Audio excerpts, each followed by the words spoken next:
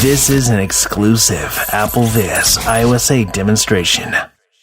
Hello everyone, I'm Steve Sawson, and in the following demonstration I'd like to show you direct touch typing, which is a new feature introduced in iOS 8. There is some confusion around direct touch typing and how it differs from some of the other input methods which have been available on VoiceOver for quite some time. So let me go ahead and talk about that first, and then we'll of course get into the demo. So if we use our rotor, we're assuming we have input method selected in the rotor within your VoiceOver settings. You have an option Typing mode. called typing mode, and you have these modes. Standard typing.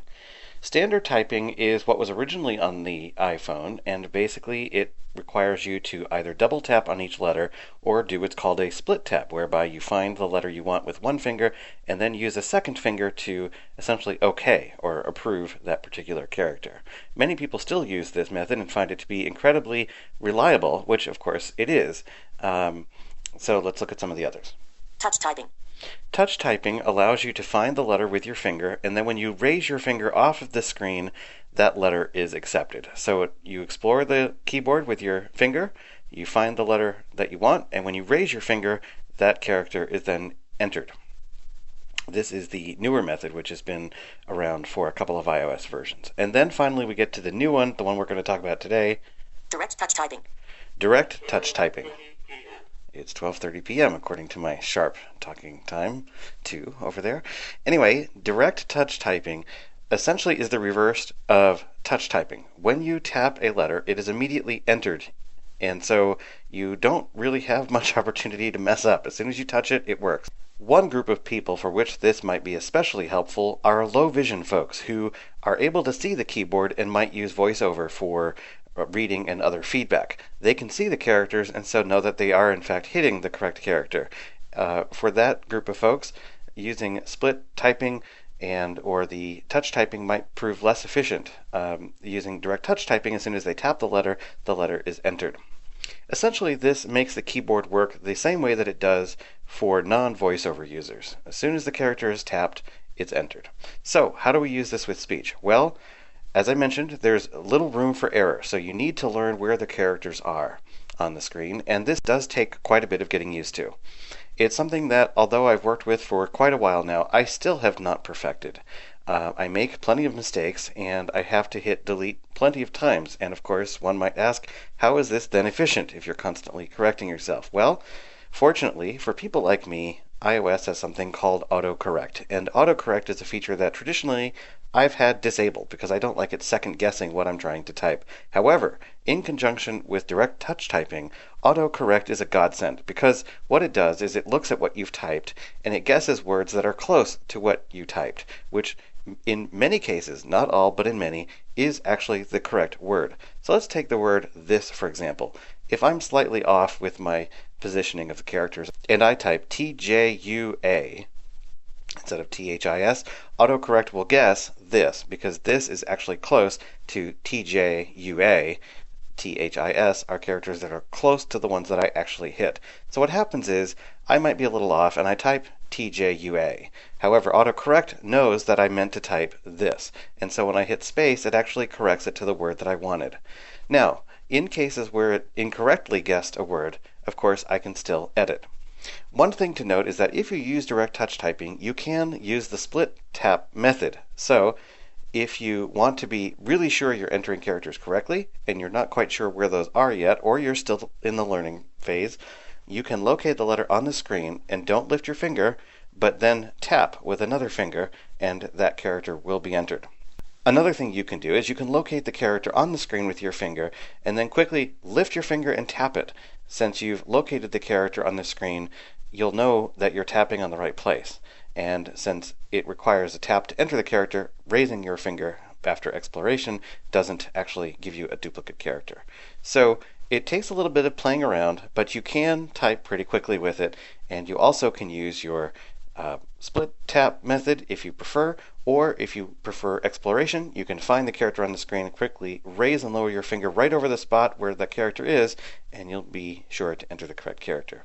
Autocorrect, as I mentioned, is a godsend, and I enabled it. The other thing that I feel a lot of folks might find useful is having typing echo set to characters. I don't have this set, But if you're beginning and you just want to sort of figure things out, having VoiceOver read each character as you type it might help to orient you to exactly where the characters are on the screen.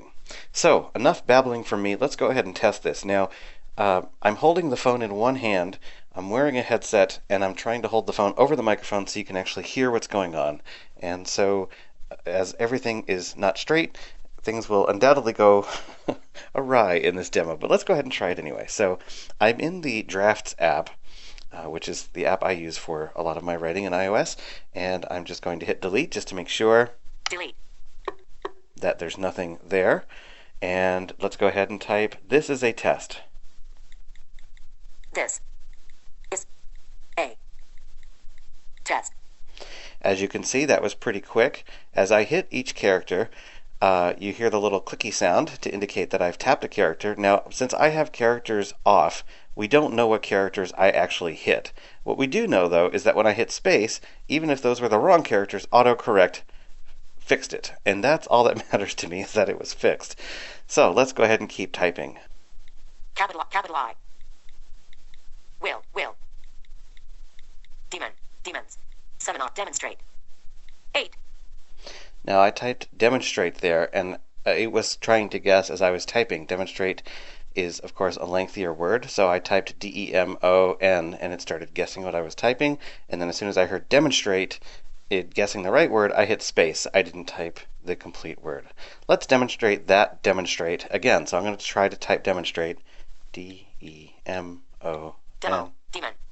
Demon. S. Demons. T. Demonstrate.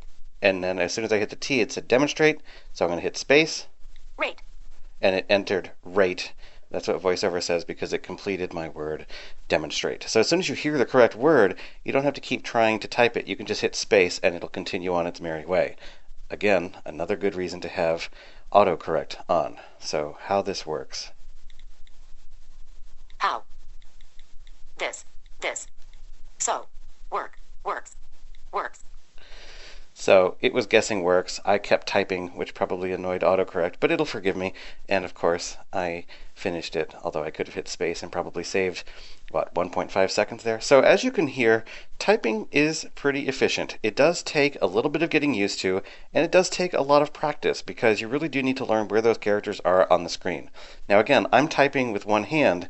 If I were using this in landscape mode or on a larger, say, iPhone 6 Plus or iPad, my results might be even better because I could use two hands, or I might have it on a table where I could align myself better with the corners of the device versus holding it in the air, trying to make this all work.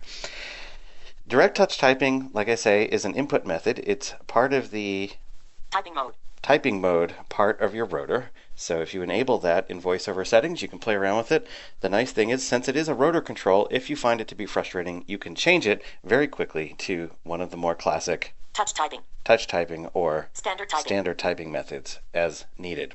One other final note is that there are a couple places where direct touch typing doesn't work like you would think. One of the main ones is the lock screen. When you're entering your passcode, if you don't have a fingerprint sensor, you have to use split tap to enter characters there. I don't know why it doesn't work there, but it doesn't. And there's a couple of random places where direct touch typing doesn't seem to work. If you find yourself in one of those places, you'll know because you'll be tapping away and nothing will be happening.